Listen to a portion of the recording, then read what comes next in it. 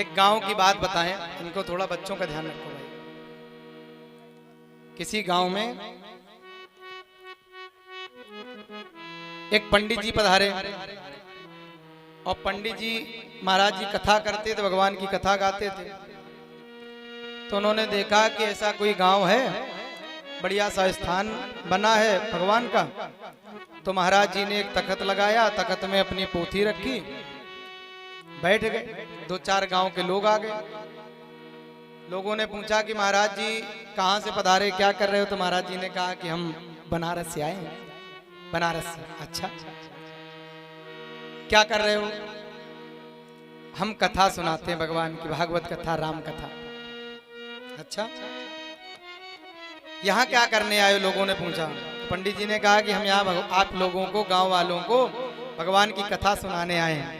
लोगों ने कहा कि पंडित जी हमारे गांव में कोई कथा वथा नहीं सुनता है, और सब काम करते हैं।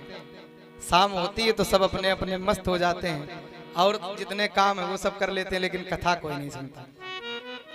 तो पंडित जी ने कहा कि नहीं नहीं, हम तो कथा सुनाते हैं, हमारा काम ही कथा सुनाना, हम तो सुनाएंगे।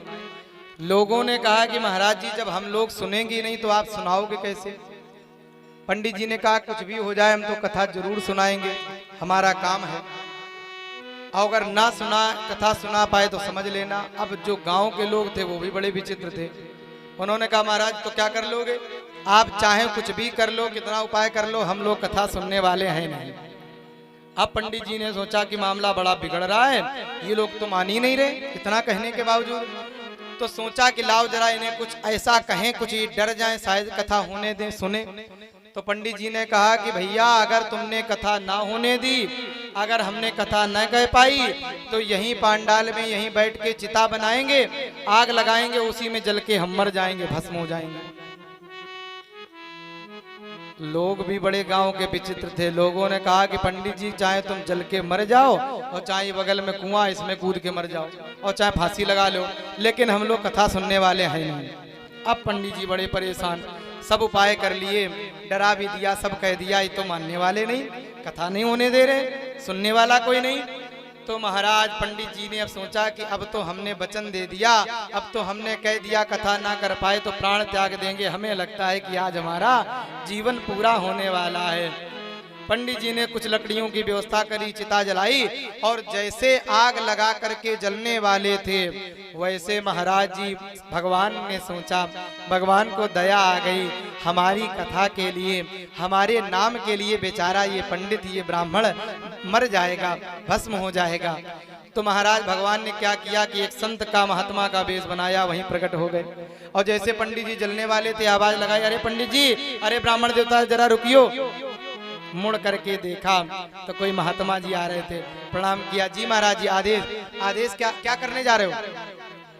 पंडित जी ने कहा कि हम मरने जा रहे। क्यों? सारी बात बताई कि हम यहाँ पर कथा कहना चाहते हैं, और ये गांव वाले ऐसे विचित्र हैं कि सुनना नहीं चाहते हैं। अच्छा, तो हमने वचन दिया था कि अगर हम कथा ना कह पाए, ना कहने दिया, ना सुनी, तो हम यहीं जल करके भस्म हो जाएंगे। महात्मा जी ने कहा, भगवान ने कहा रुको जरा कुछ दिखाते हैं। क्या दिखाते हो?